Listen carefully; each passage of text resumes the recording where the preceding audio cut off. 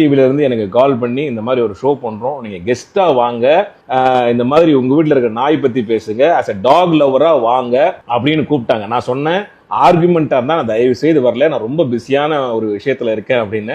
அதெல்லாம் இல்லை sir, as a talk லவரா வந்து உங்க ஒப்பீனியன் மட்டும் சொல்லுங்க அப்படின்னு அவங்க சொன்னாங்க. அந்த கான்வர்சேஷன்லாம் நான் வச்சிருக்கேன். ஓகே, ஆனா அங்க போனா என்ன சரியா பேசவே விடல. ஸோ என் அன்பான ஒரு வேண்டுகோள் என்ன அப்படின்னா, உங்க எல்லா விருப்பத்தோட விஜய் டிவி நிறுவனத்துக்கு அந்த unedited version of the episode அதை நீங்க போடுங்க. ஓகேவா? மக்கள் வந்து எவ்வளோ ஒரு துடிப்பா கொந்தளிச்சு என்னென்னமோ கவர்மெண்ட் மேல போட்டுட்டு இருக்காங்க. ஸோ இது வந்து எவ்வளவு எனக்கு எதிராகவும் டாக் லவ்வர்ஸுக்கு எதிராகவும் அதாவது எவ்வளவு மோசமா அந்த விமர்சனங்கள் போயிட்டு இருக்கு.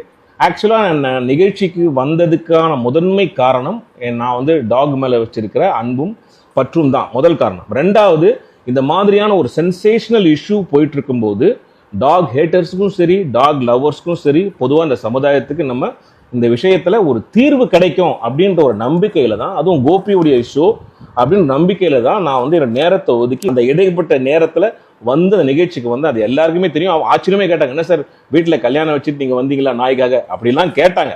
ஆனா எபிசோட் பண்ணும்போது பாத்தீங்களா 9 மணிக்கு மேல வரக்கூடாது அது மட்டும் போட்டாங்க.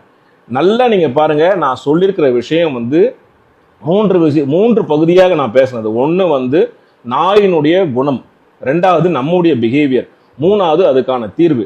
அந்த தீர்வையும் நம்முடைய பிஹேவியரையும் சொன்னதை வந்து அவங்க போடவே இல்லை. 9 மணிக்கு மேல நாய்க்கு தெரியாது நீ நல்லவனா கெட்டவனா அப்படின்னு. அது டெரிட்டரியில மார்க் பண்ணி வச்சிருக்கோம். வந்தா கொலைக்கும் கடிக்கும் புது ஆள் வந்தா அப்படின்றத தான் நாங்க பதிவு பண்ணேன். ஆனா வெறும் 9 மணிக்கு மேல வரக்கூடாது, 11 மணிக்கு கூட யாருமே ஏரியாக்குள்ள வரக்கூடாது அப்படின்னு கட் பண்ணி அவர் கேட்ட கேள்வி ரியாக்ஷன்ல இதை வந்து போட்டிருக்காங்க. நீங்க பார்த்த எபிசோட் வந்து ஒரு சினிமா தான், எல்லாரும் கட் பண்ணி ரியாக்ஷனோட போட்டிருக்காங்க. ஸோ இதனால வந்து பாத்தீங்கன்னா ஒரு நாய்க்காக பேச வந்தவங்க எல்லாமே இன்னைக்கு ட்ரோல் செய்யப்படுகிறாங்க.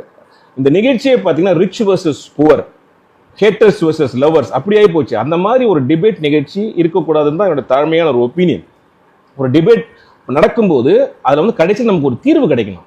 நமக்கு வந்து ஒரு பிரச்சனை இருக்கு, இப்போ அந்த பிரச்சனையை நம்ம தீர்வை தான் பார்க்கணும். அதை பார்க்காம இந்த நிகழ்ச்சி இந்த மாதிரி ஒரு சென்சேஷனுக்காகவும் ஒரு டிஆர்பிக்காகவும் இந்த நிகழ்ச்சி வந்து நடந்திருக்கும் போது எனக்கு ரொம்ப ஒரு எனக்கு பார்த்தீங்கன்னா ஒரு மன உளைச்சல தான் இருக்கு.